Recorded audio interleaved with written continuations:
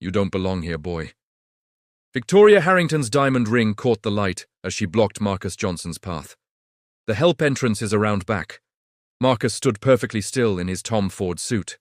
I'm a guest just like you, like me. Her laugh cut through the ballroom. Security, we have an intruder. The orchestra stopped. 200 guests turned to stare. Whispers rippled through the crowd like poison. Just leave, man, someone muttered. You're making everyone uncomfortable. Know your place, another guest added. Victoria grabbed a glass of red wine from a passing server. Since you don't understand words. The burgundy liquid flew in a perfect arc, splashing across Marcus's face.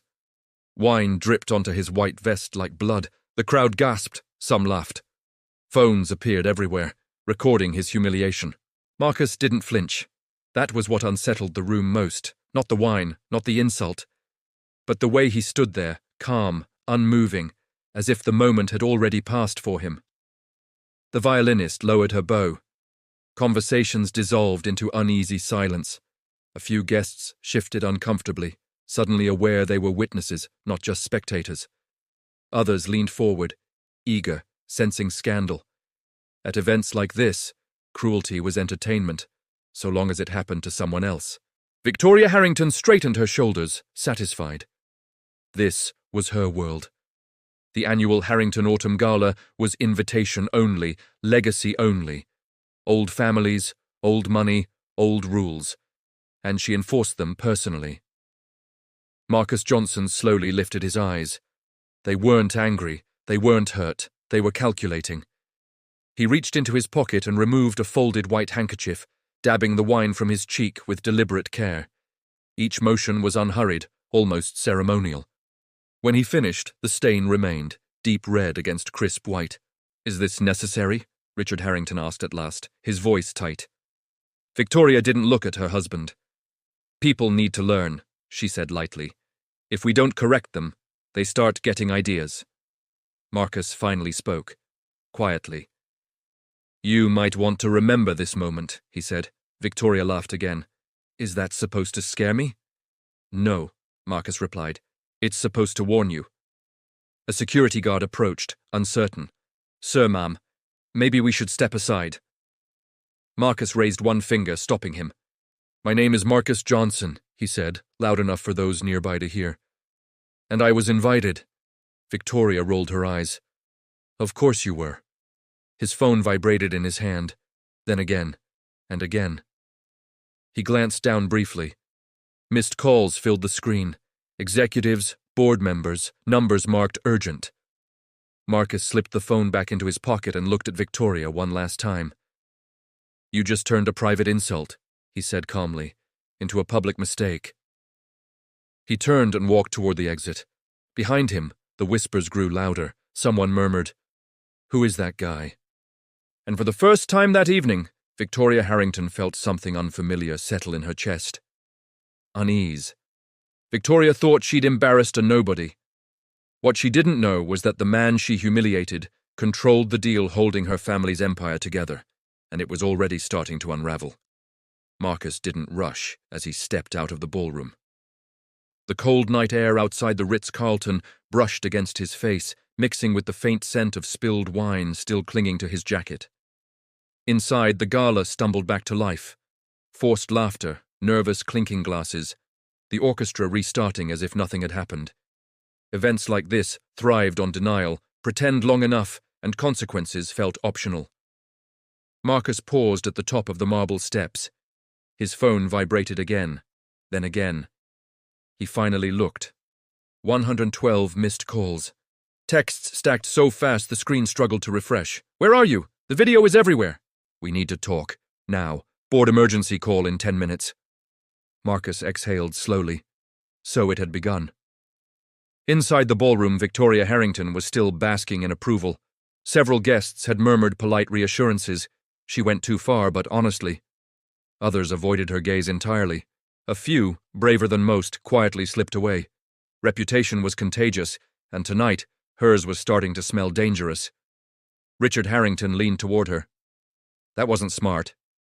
Oh, please, Victoria scoffed. He wanted attention. That's all they ever want. Richard didn't answer. He was watching his phone. The color drained from his face. "What is it?" she asked, irritated. "Do you know who Marcus Johnson is?" he said quietly. She laughed. "Obviously not, and neither do you." Richard swallowed. "Yes, I do." He turned the screen toward her. The headline refreshed in real time. "Video of gala incident goes viral. Tech CEO humiliated at charity event." Below it, a name she hadn't bothered to hear echoed back at her. Marcus Johnson, CEO, Tech Vision Global.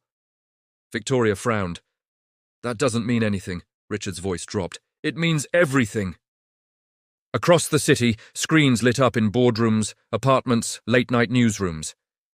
The footage, clear, brutal, undeniable, spread faster than any apology ever could. Not just the wine, the words, the laughter, the silence of the room that allowed it. Commentators replayed it, frame by frame. "She never once checked who he was." That smile, look at it. This wasn't a mistake. This was belief. Back in his car, Marcus listened without speaking, as his assistant, Sarah Chen, spoke rapidly through the speakerphone. "They're panicking," she said. "Your inbox is full, the board's calling an emergency session, and there's something else." "Yes?" "Harrington Corporation." Marcus's jaw tightened slightly. "They've been trying to reach us," Sarah continued. "Their legal team, finance division, everyone. They're asking if we're still aligned." Marcus smiled faintly. Aligned. He started the engine. "Tell the board I'll join in 15 minutes, he said. "And tell legal to pull every active agreement connected to Harrington." Sarah hesitated. "That's a billion-dollar exposure." "I know," Marcus replied calmly. "That's why we're going to review it, very carefully." He glanced at the reflection of himself in the rearview mirror. The wine stain still marked his collar, dark and unmistakable. "Some lessons," he added, "require a visual aid." Victoria thought the night was over when Marcus left, but the truth was, it had only just begun. Because while she returned to champagne and applause, Marcus was about to decide whether her family's billion-dollar deal would survive until morning. The Tech Vision Global boardroom was silent in a way Marcus had learned to respect. No side conversations, no tapping fingers, no nervous throat clearing. That kind of silence meant people understood the gravity of what was coming. 12 faces filled the screen, men and women who ran divisions worth more than small nations. Engineers, strategists, financial tacticians. None of them cared about gala drama or social scandal. They cared about risk. Marcus appeared on screen exactly on time. "Good evening," he said calmly. No one responded at first. Then David Kim, Chief Legal Officer, cleared his throat. "Marcus, we've all seen the video." "I assumed you had." "The situation is volatile," another director added. "Public sentiment is accelerating faster than projections." Marcus nodded once. "And our exposure?" David answered carefully. "Tech Vision currently controls approximately 60% of Harrington Corporation's logistics software, procurement systems, and third-party vendor routing." A pause. "If we disengage," David continued, "their operations stall within days." Marcus leaned back in his chair. "So, not collapse," he said. "Strangle." The word hung there. "Let's be clear," said Margaret Lewis, head of global partnerships. "We are not discussing retaliation. We're discussing alignment, values, corporate integrity." Marcus met her eyes through the screen. "Exactly," another board member spoke. "The public will assume intent." "They already do," Marcus replied. "The video made sure of that." Silence again. Finally, David asked the question no one else wanted to voice. "What do you want to do?" Marcus folded his hands. "I want a full suspension review," he said evenly. "All Harrington-linked contracts, effective immediately." Gasps weren't allowed in rooms like this. But several faces stiffened. "That's nuclear," Margaret said. "We've never done that without advance notice." Marcus's voice didn't change. Neither did she. David rubbed his temple. "Marcus, this will trigger panic. Investors will react." "Yes," Marcus said, "they will." Another board member frowned. You're certain this isn't personal? Marcus leaned forward slightly. I stood in a room full of powerful people tonight, he said, and watched them laugh while a woman treated me like I didn't belong among them. That wasn't personal, that was cultural. He paused. And culture is absolutely our business. The vote happened faster than anyone expected. One by one, the approvals came in. Unanimous. David exhaled slowly. Then it's done. We initiate a Tier 7 review. All Harrington access frozen pending ethics evaluation. Marcus nodded. Thank you. The call ended. Across the city, Richard Harrington was pacing his study when his assistant rushed in. Sir, we just lost system access. Richard froze. Lost what? All of it. Logistics dashboard, vendor routing, payroll interface. Richard grabbed his phone. Call it. We did. They said it wasn't a malfunction. Richard felt the room tilt. Across the hall, Victoria sat scrolling furiously through her phone, reading headlines that felt increasingly hostile.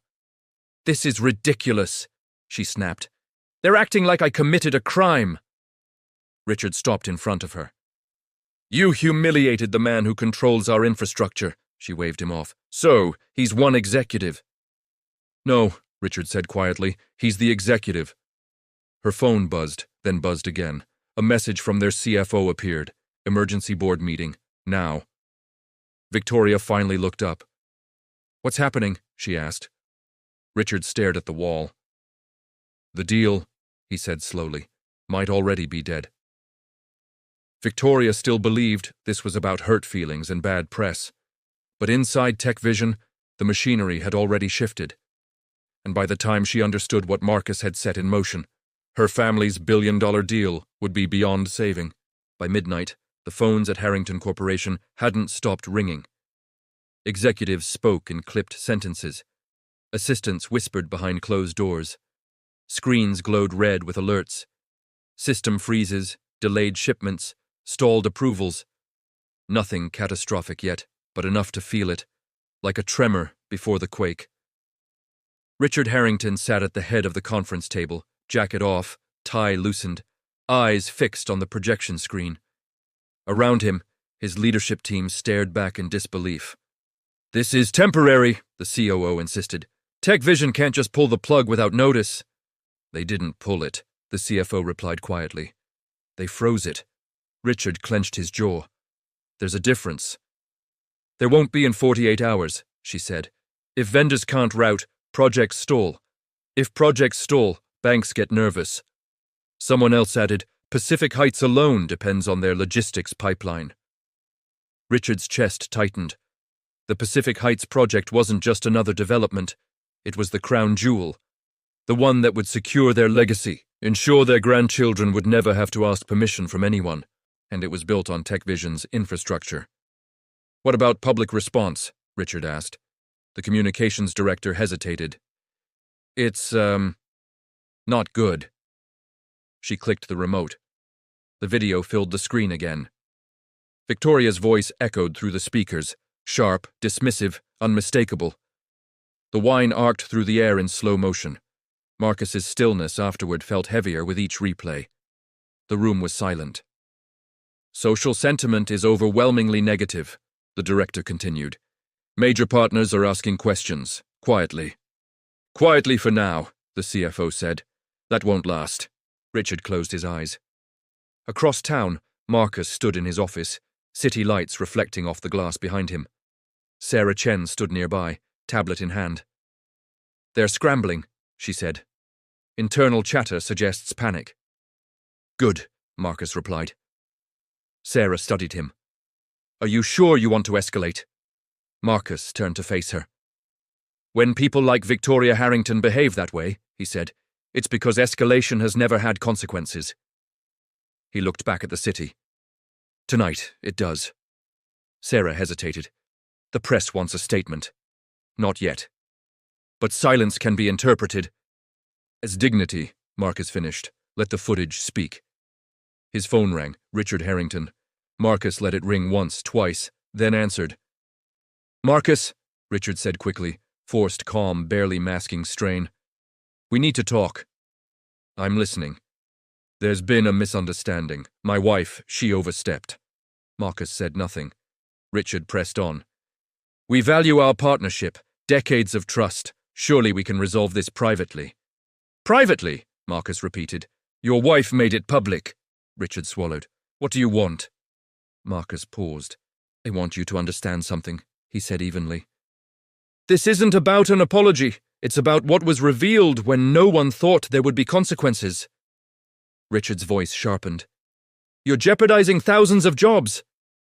Marcus didn't flinch. I'm correcting a misalignment. Silence crackled through the line. You can't seriously be considering termination, Richard said. I'm considering integrity, Marcus replied. And right now your company fails that test. The call ended. Richard stared at his phone, realization settling in like lead.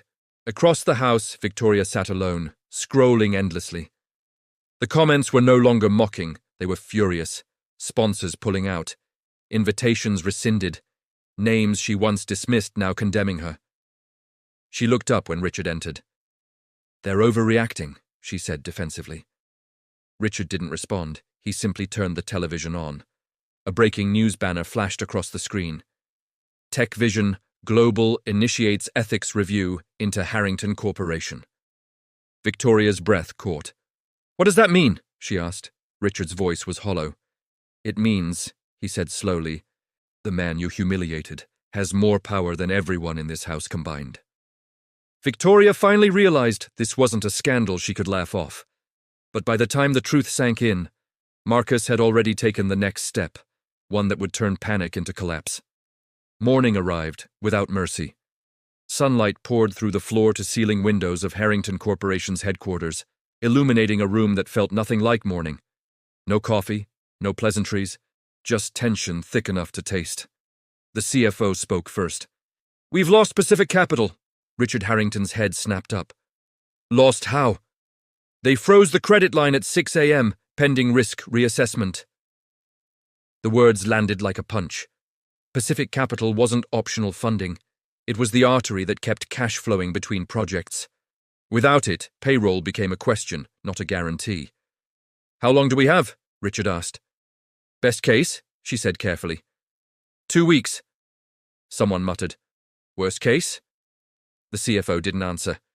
Instead, she clicked to the next slide. A red arrow pointed sharply downward. Our stock opened down 11%, she said. Trading volume is spiking. Institutional investors are dumping quietly before the rest of the market catches on. Richard rubbed his forehead. Across the city, Marcus watched the same data in silence.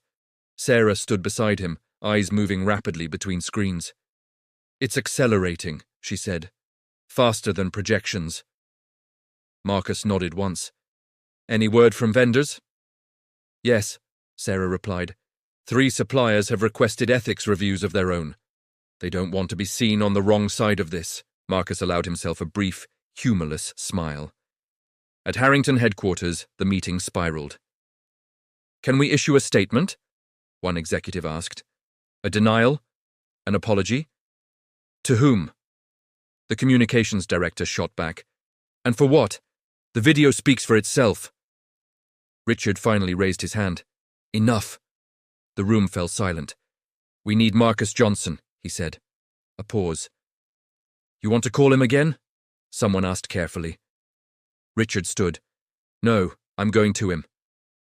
Across town, Victoria watched the stock ticker on her phone with growing horror. 11%, she whispered. That can't be from one incident. Richard stopped in the doorway. It's not. She looked up. Then what is it? He didn't answer. Instead, he grabbed his coat. At Tech Vision Global, the lobby buzzed with controlled urgency. Employees moved with purpose, voices low, screens alive with data. Marcus stood near the windows, hands clasped behind his back, when security announced a visitor. Richard Harrington is here. Sarah looked at Marcus. Do you want me to— No, Marcus said. Let him up. Minutes later, Richard entered the office. He looked smaller than he had the night before. Marcus, he began, thank you for seeing me. Marcus gestured to a chair, but remained standing. This has gone far enough, Richard said. Whatever my wife did. Marcus raised one finger. "Don't," he said quietly. Richard stopped. "This isn't about your wife's behavior alone," Marcus continued. "It's about what your company has tolerated for decades." Richard frowned. "That's not fair." "Isn't it?" Marcus asked calmly. "Then explain the discrimination settlements buried in your legal filings." Richard froze. Marcus stepped closer. "I know about the rejected applicants, the internal memos. The contractors paid less because they wouldn't complain." Richard's voice cracked. "You can't destroy an entire company over—" Marcus's gaze hardened. "I'm not destroying it," he said. "I'm stepping away from it." Richard stared at him. "You know what that does." "Yes," Marcus replied, "and so did your wife when she threw that wine." Silence filled the room. Outside, alerts began lighting up screens across the financial world. Harrington Corp stock halted after 18% drop. The first domino had fallen. Victoria thought the worst had already happened, but the stock halt was only the beginning. Because the next decision Marcus made wouldn't just cost the Harringtons money, it would cost them control. The trading halt hit like a siren. At Harrington Corporation, executives stood frozen as the alert flashed across every screen. Trading temporarily suspended. Volatility exceeded limits. No one spoke at first. Then the COO exhaled sharply. "We've lost the market." The CFO sank into her chair. "This isn't fear anymore, it's flight." Richard Harrington stood at the window of his corner office, staring down at the city his family had helped shape. For the first time in decades, he felt like a guest in his own world, unwelcome, uncertain, powerless.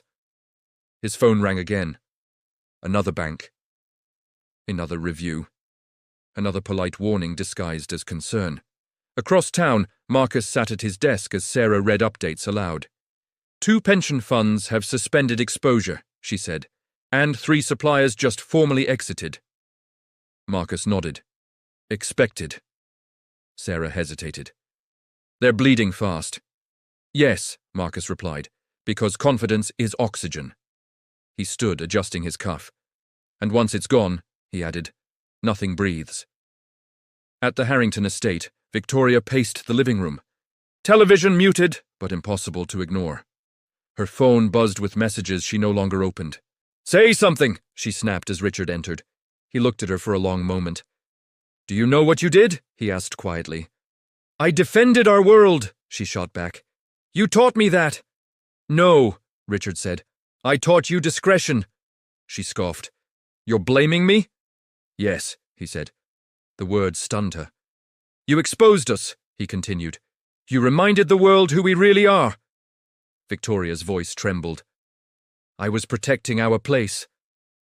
Richard turned away. There is no place anymore. Back at TechVision, David Kim appeared on screen. Marcus, the SEC has requested documentation, standard inquiry given the volatility. Marcus nodded. They'll find nothing. They might, David said carefully, but Harrington won't like what they uncover. Marcus's eyes darkened. Truth has a way of surfacing. Another alert chimed. Sarah's breath caught. Pacific Heights lenders just withdrew. Marcus closed his eyes briefly. That was it. Richard's phone rang again.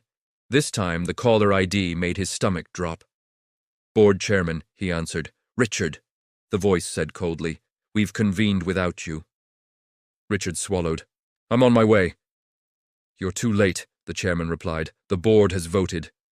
Richard's grip tightened. Voted on what? Emergency powers, the voice said. Effective immediately. The line went dead. Richard stood there, phone pressed to his ear, understanding washing over him in waves. They had cut him out. At TechVision, Marcus watched the news break live. Harrington Board assumes control. CEO authority suspended. Sarah looked at him. They're losing their grip.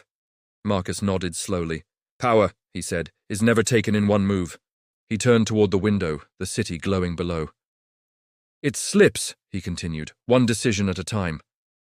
Victoria thought money made her untouchable, but when control slipped from Richard's hands, Marcus was already preparing the next move, one that would decide who owned what was left.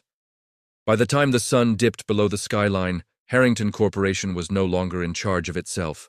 Interim executives filled the top floors. Lawyers replaced assistants. Board members spoke in hushed tones, not out of strategy, but fear. The company was still standing, but barely, and everyone in the room knew the same truth. If Tech Vision walked away completely, Harrington would not survive the quarter. Richard Harrington sat alone in a side conference room, no longer invited to meetings that bore his family's name. His phone lay silent now. No calls, no warnings. Just the quiet realization that power, once lost, does not ask permission to leave. Across the city, Marcus convened a smaller meeting. Not the board, not legal. Just Sarah and two senior acquisition strategists. "Run it again," Marcus said. The screen lit up with figures. Asset values, liabilities, exposure. Sarah pointed. "They're over-leveraged. Without Tech Vision, their logistics costs triple. Credit dries up within weeks." One strategist leaned forward. Which means, Marcus finished, "they'll need a buyer." Sarah frowned. "You're not thinking." "I am," Marcus said calmly. The room went still. "You want to buy them," the strategist said slowly. "I want to buy what matters," Marcus replied. "Not the name, not the ego, the assets." Sarah searched his face.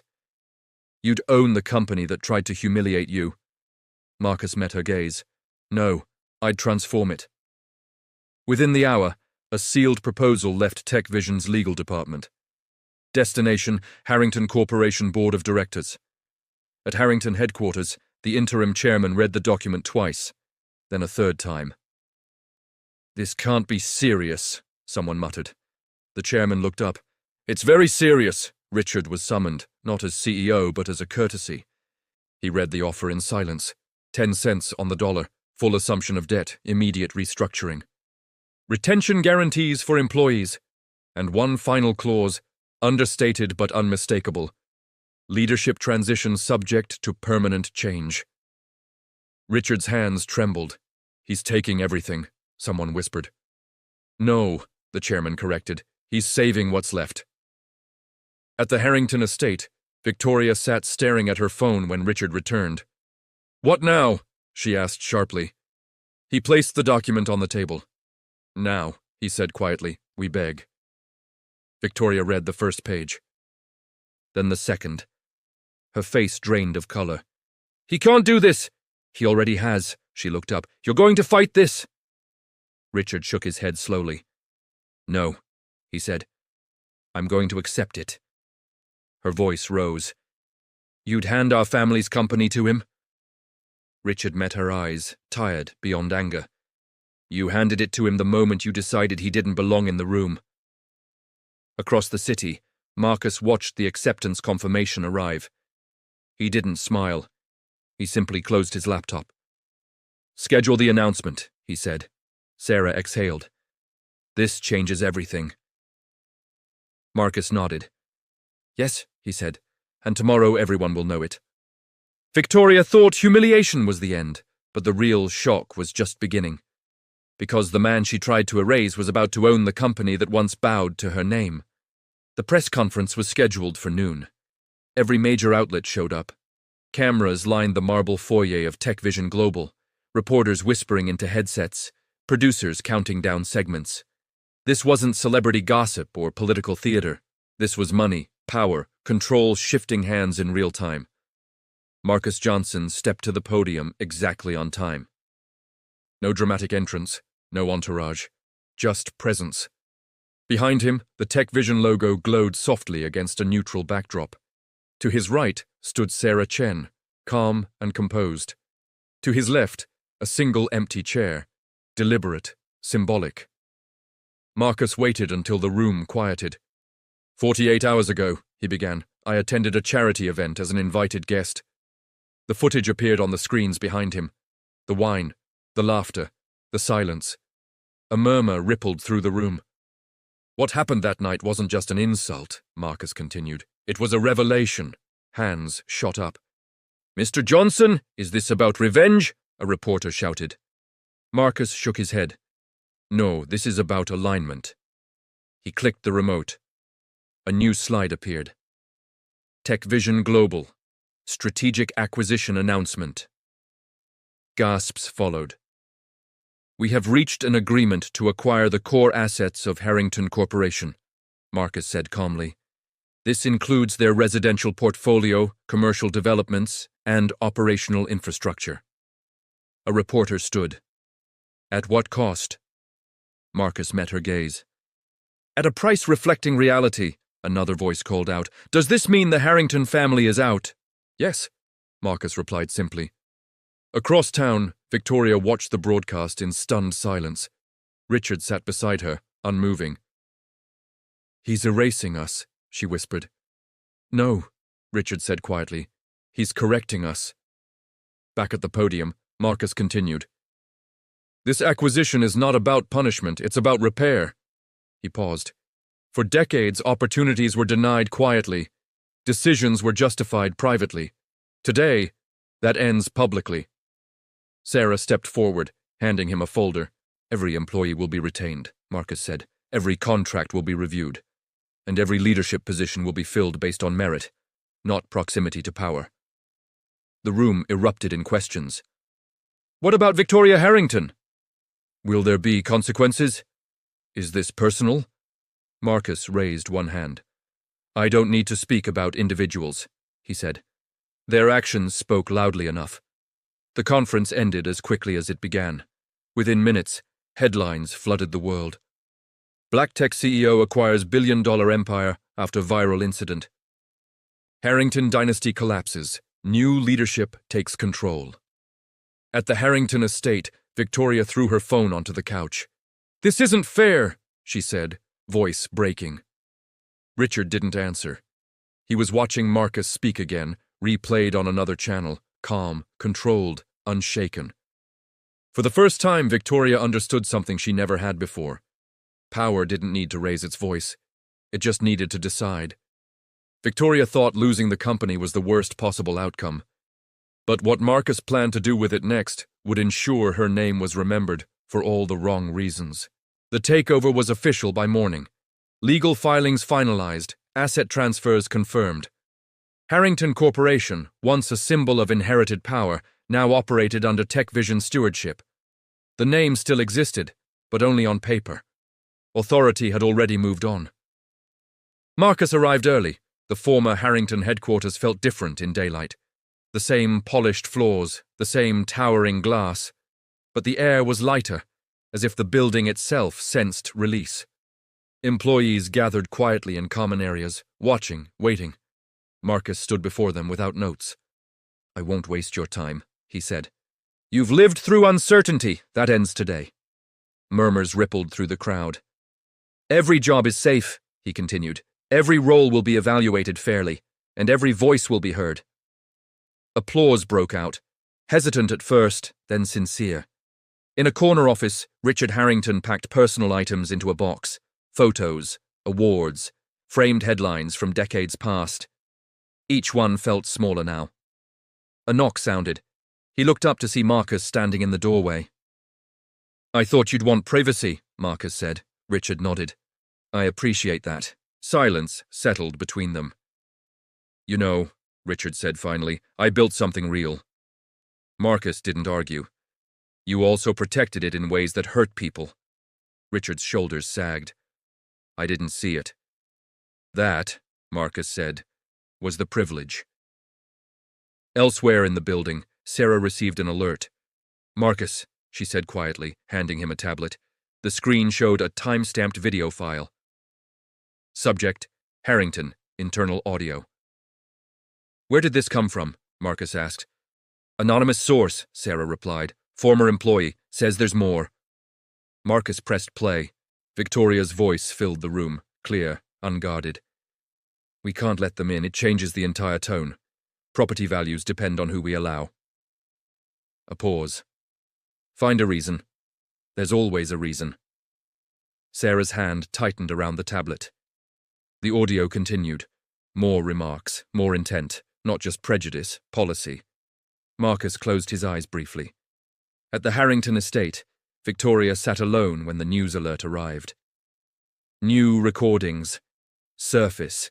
Expand investigation into Harrington practices. Her breath caught. She opened the link. Her own voice stared back at her. Unfiltered. Unforgivable. Across the city, Marcus made a call. "Release it," he said simply. "Are you sure?" Sarah asked. "Yes," Marcus replied. "Sunlight finishes what exposure starts." Within minutes, the recordings were everywhere. Former tenants came forward. Former employees spoke up. Patterns emerged. The story changed from scandal to reckoning.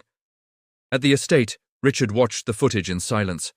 Victoria's voice cracked as she whispered, "I didn't think anyone would hear that." Richard didn't look at her. That, he said, was the problem. Victoria believed the takeover was the end of her humiliation. But as her own words began to surface, it became clear the real consequences were only just beginning. By afternoon, the narrative had shifted completely. This was no longer about a glass of wine. It was about a pattern. News anchors stopped using words like incident and started using words like history. Panels formed. Experts weighed in. Former employees lined up, no longer afraid, finally heard. At Tech Vision's temporary operations center, inside the former Harrington building, Sarah moved briskly between screens. "Federal housing regulators have opened a formal inquiry," she said. "And 2 state attorneys general are coordinating." Marcus nodded once. "As expected.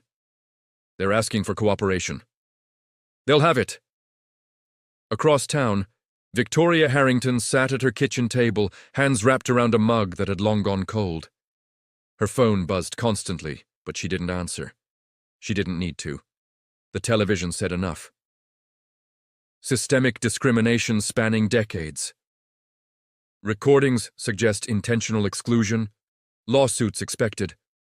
Her name scrolled endlessly beneath the headlines. She pressed her palms to her temples. "This wasn't supposed to happen," she whispered. Richard stood near the window, looking out at the grounds they might soon have to sell. "You never thought it could," he said. She looked up at him. "You stood by me." "Yes," Richard replied, "and now I have to live with that." Back at headquarters, Marcus met with an interim leadership team. New faces, promoted quietly from within. People who had spent years doing the work without ever being invited into the room. "This isn't a victory lap," Marcus told them. "It's a responsibility." One woman raised her hand. "What happens to the Harringtons?" Marcus didn't hesitate. "They face the same process as anyone else." Sarah glanced at him. "Victoria's attorney is requesting a meeting." Marcus considered it. "Schedule it." The meeting was brief.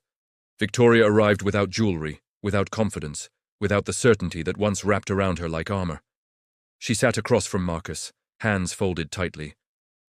"I never meant for it to go this far," she said quietly.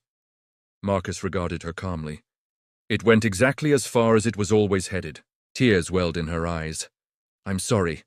Marcus nodded. "I believe you're sorry now." She flinched. "But remorse," he continued, "isn't the same as accountability." Her attorney shifted uncomfortably. Marcus stood. "This process isn't mine to control anymore." Victoria looked up. "Then what was the point?" Marcus met her gaze. "The point," he said evenly, "was to make sure you couldn't hide behind silence again." Outside, reporters gathered as legal notices were served. Civil suits filed, investigations expanded. The Harrington name, once untouchable, now carried weight of a different kind. That evening, Marcus stood alone in his office, watching the city settle into night. Sarah entered quietly. "Do you ever wonder if it was too much?" Marcus didn't turn. "No," he said. "I wonder how much went unchallenged before now." He finally looked back at her. "This wasn't about revenge," he said. "It was about correction." Victoria believed an apology could end the storm, but the truth was, the consequences were now out of Marcus's hands, and the final outcome would change far more than just one family. The city adjusted faster than anyone expected. Within weeks, signage changed. Policies were rewritten. Entire departments, once guarded by unspoken rules, opened their doors. People who had spent years working in the shadows were suddenly visible. Not because they were chosen, but because they were qualified. Marcus walked the halls of the former Harrington headquarters with Sarah beside him, greeting employees by name. Not for show. He had read their files. He knew their stories. "There," Sarah said quietly, pointing to a group gathered near the atrium. "Those are the maintenance supervisors." Marcus stopped. One man stepped forward, clearly nervous. "Mr. Johnson?" "Yes," Marcus said. "I just wanted to say thank you. I applied for management 3 times, never got a response."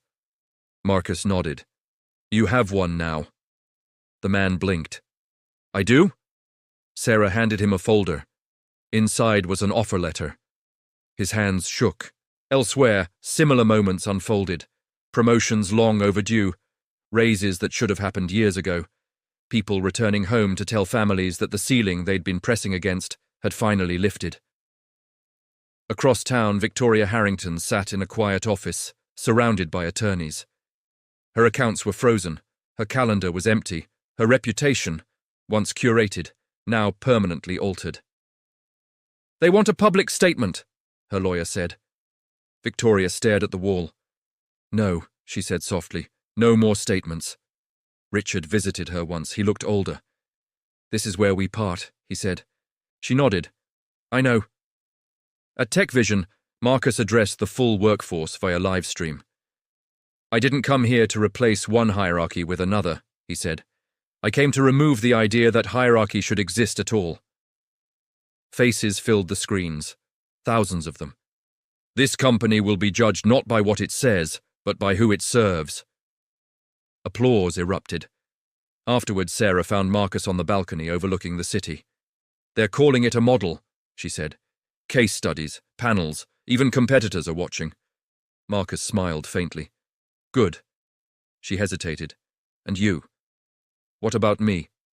Do you feel finished?" Marcus looked out at the skyline. "No," he said. "I feel responsible." Inside the building, a new plaque had been installed in the lobby, simple, unadorned. "Dignity is not granted. It is respected." Employees passed it every day now, and they understood what it meant. Victoria lost her status, her wealth, and her influence. But what happened next would prove that Marcus wasn't done correcting the past. He was reshaping the future. 6 months later, the building no longer felt like a monument. It felt like a workplace. The marble floors were the same, the skyline just as impressive, but the energy had changed. Laughter echoed where whispers once lived. Conversations happened in the open, not behind closed doors. Marcus stood in the lobby early one morning, watching employees arrive. Parents with coffee in hand. Young professionals trading ideas before the day even began. People who no longer felt like guests in a space they helped build. Sarah joined him, holding a tablet. "Occupancy rates are up," she said.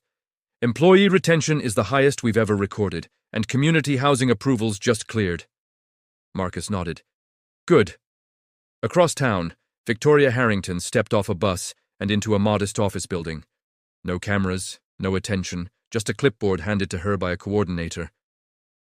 "Intake desk is through there," the woman said kindly. Victoria nodded and took her seat. For the first time in her life, no one recognized her.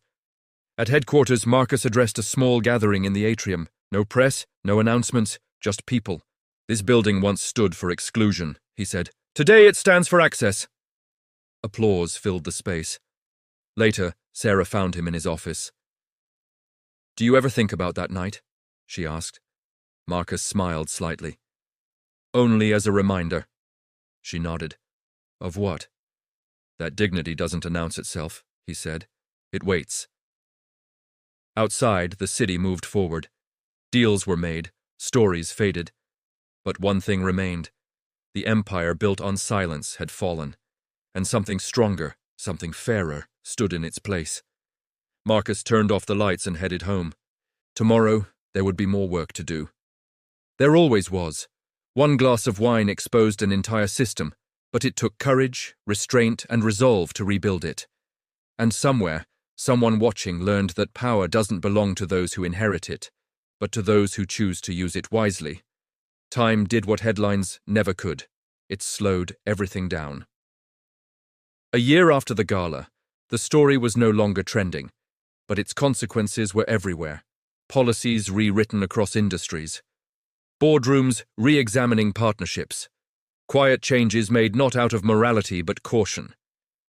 Marcus preferred it that way. He sat in a modest conference room, not the executive floor, listening as a community advisory group reviewed housing applications. Teachers, retirees, veterans, families who had once been quietly filtered out by standards no one could ever explain. "Approved," Marcus said gently, sliding the final file forward. The woman across from him blinked. "That's it?" "That's it," he replied. "You qualify, you always did." Across the city, Victoria Harrington scrubbed tables in a neighborhood center. Her hands were rough now, her posture different. Not humbled for show, changed by repetition.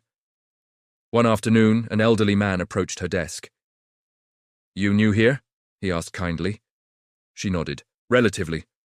"Good work," he said. "This place used to turn people like me away." Victoria swallowed. "I know." He smiled, unaware of who she once was, and walked on. That night, Marcus received a handwritten letter, no return address. It read simply, "I watched what you did. It made me rethink how I treat people I never bothered to understand. Thank you." Marcus folded the letter carefully and placed it in his desk drawer. Not as a trophy, as a reminder. Sarah stopped by later. "They're teaching it in business schools now," she said. "The case." Marcus chuckled softly. "Let them." She studied him. "You changed more than a company." Marcus looked out at the city lights. "No," he said. "I just stopped pretending not to see." The cameras were gone, the outrage faded, but the quiet consequences were still unfolding. And the smallest moment yet was about to prove that justice doesn't always announce itself. Sometimes, it simply arrives. 2 years after the gala, no one mentioned the wine anymore. Not because it was forgotten, but because it had been replaced by something larger. Marcus Johnson sat in the back row of a small auditorium, unnoticed. On stage, a young woman adjusted the microphone, hands steady, voice calm. Behind her flashed a slide. Community Housing Initiative, Annual Report. "This program approved over 12,000 families this year," she said, many of whom had previously been denied without explanation. The audience applauded. Marcus didn't. He simply nodded. After the event, the woman stepped down and nearly collided with him.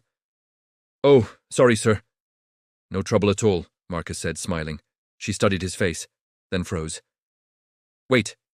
You're—" He raised a finger gently. "Just a guest." She laughed softly. "Well, thank you, whoever you are." She walked away, already focused on the next task, and Marcus felt something settle. Peace. In cross town, Victoria Harrington stood outside a small apartment complex, keys in hand. Nothing grand, no gate, no name on the building. Just home. She paused before unlocking the door, listening to laughter from an open window somewhere above. Life continuing, indifferent to what she once believed she controlled. For the first time, she understood something simple and heavy. Power borrowed from cruelty always expires. Back at headquarters, now just called TVG, a plaque was quietly removed from a wall. It bore the Harrington family crest. In its place, nothing, because no symbol was needed anymore. Marcus walked through the lobby one last time before heading out. Employees passed him, some recognizing him, most not. And that was exactly how he wanted it.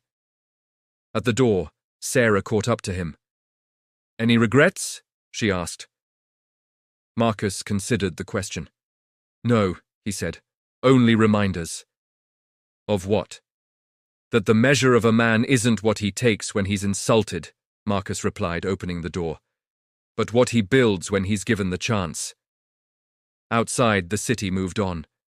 And somewhere, someone who had once been told they didn't belong walked into a room and was finally seen. Not because of who they knew, not because of what they owned, but because dignity had become the rule, not the exception. She poured wine to humiliate him. He rewrote an empire to remind the world dignity doesn't ask for permission, it stands its ground. Stories like this don't change the world overnight, but they do change the way we see it. If this story made you pause, if it made you think, or if it reminded you that dignity still matters, then take a moment now. Like this video. It helps this story reach someone else who may need to hear it today. Share it with a friend or family member, and if you believe powerful stories deserve to be told, subscribe Black Girl Storytime so you don't miss the next one. And before you go, stay right here, because the next story is even harder to forget. A judge sentences a black teen to life in prison. The courtroom is silent. Then the judge does something no one expects. He looks at the young man and says, "Call him." What happens next changes everything. Click the video on your screen now. You won't want to miss this one.